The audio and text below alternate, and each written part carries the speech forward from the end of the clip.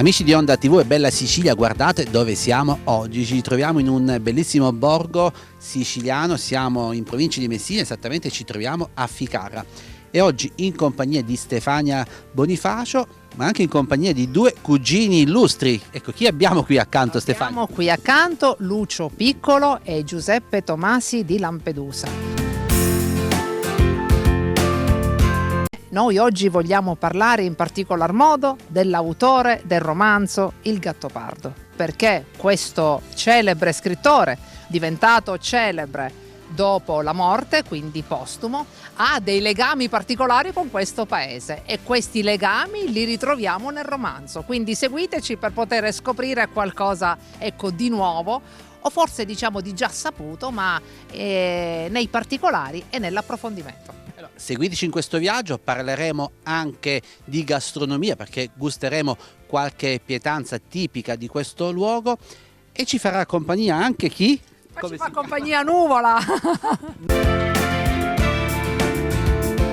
Stefania, proprio all'ingresso di questo borgo troviamo il soldato morto. Sì, è un soldato che è morto nel 1943, appartenente all'esercito tedesco che era di presidio qui a Ficarra. Questo soldato venne a morire qui sotto un albero d'ulivo. Ebbene, nessuno diede sepoltura, tranne un signore di Ficarra, possiamo dire un filantropo, aveva studiato agrimensura. Si ricordò di questo personaggio e ne fece uno dei personaggi del suo romanzo, mantenendo persino il nome Don Ciccio Tumeo, quel personaggio che conobbe Giuseppe nel 1943. È quel agrimensore, campiere, quindi filantropo, che si attivò per dare sepoltura a quel soldato morto.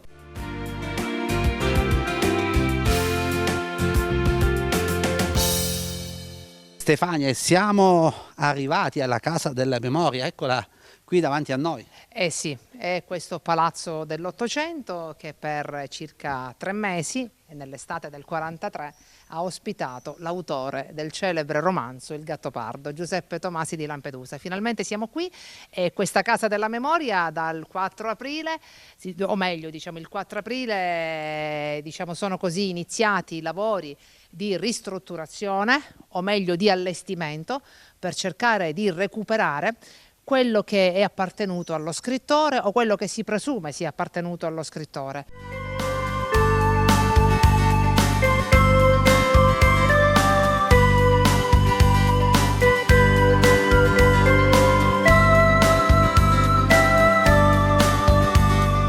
Abbiamo voluto allestire con i fotogrammi, ecco, ricavati, rubati, possiamo dire, dalla cinematografia. Questo successo cinematografico voluto da Luchino Visconti, ecco, che è costato tantissimo all'epoca, e Luchino Visconti era un maniaco della perfezione, addirittura curava nei minimi particolari persino ogni minimo soprammobile. Lui pagò con stipendi da favola tutti i suoi collaboratori, persino a cominciare da quelli che ricercavano le suppellettili per ricreare l'ambiente principesco del 1860.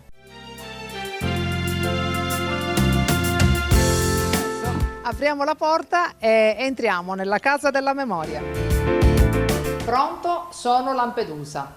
Era così che si presentava lo scrittore. Questo è un telefono degli anni 40, tutto originale, e poi ecco segmenti derivati dalla vita dell'autore. Lui con la moglie Alexandra Wolf Stommersy, la scienziata psicanalista, che non visse, si può dire, non era ben accetta dalla famiglia dello scrittore. La madre Beatrice, la principessa Tasca di Cutò, molto, molto presente nella vita dello scrittore.